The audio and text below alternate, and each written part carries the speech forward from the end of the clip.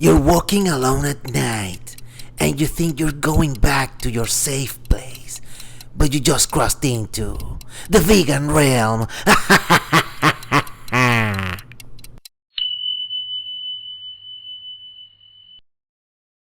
Gregorius, known to his friends as simply Greg or Gregory, was a 25-year-old guy who every Friday would call the same pizza place and order the same pizza. An extra large meat lover's pizza, extra cheese. But one fateful Friday, Greg decides to order something else. He calls the pizza place. The owner himself picks up. And Greg says, "Tony, this time I don't want the usual. I want an extra large veggie lover's pizza with no cheese." "No cheese," says Tony, the owner of the place. He starts shaking, doesn't know what to do. He's looking at his employees.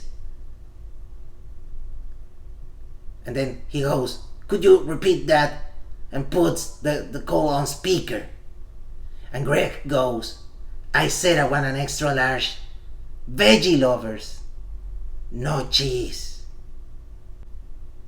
Now everyone starts flipping out. They don't know what to do. The owner is shaking in the corner, crumpled up.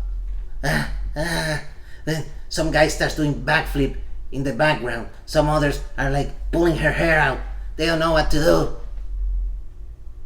They don't know how to make such a thing. Why would he do this to us, they think. So Tony says, "Greg, what is this? Is this a joke? What are you doing? Is this some prank? What is this? You lose a bet or something?"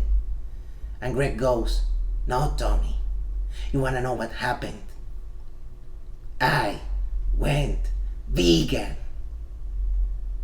And Tony's like crying and stuff, and he's like, "No, why, Greg, why?" And Greg goes, "You know why? Because I realized that animals are not things for us to consume. They are individuals with their own thoughts, their own feelings, worthy of moral consideration." The whole store goes silent, tears rolling down their eyes, because they realize at that precise moment that Greg was right. So from that moment on, Tony turned his pizzeria into a fully vegan pizza place and swore never again to consume animals in any way or to make a profit out of their misery. That's right, the pizzeria went vegan, and then it got way more customers than ever before. Everyone that walked into that pizza place, they may not have been vegan when they walked in, but they were vegan when they walked out. All thanks to Greg.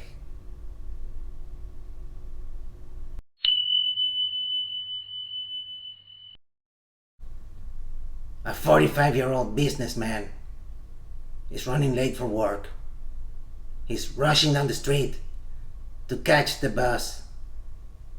A dog gets in the way. He kicks the dog as hard as he can. The dog cries and screams. The man laughs at the dog, then proceeds to kick him several more times. The bus arrives. The man goes to work.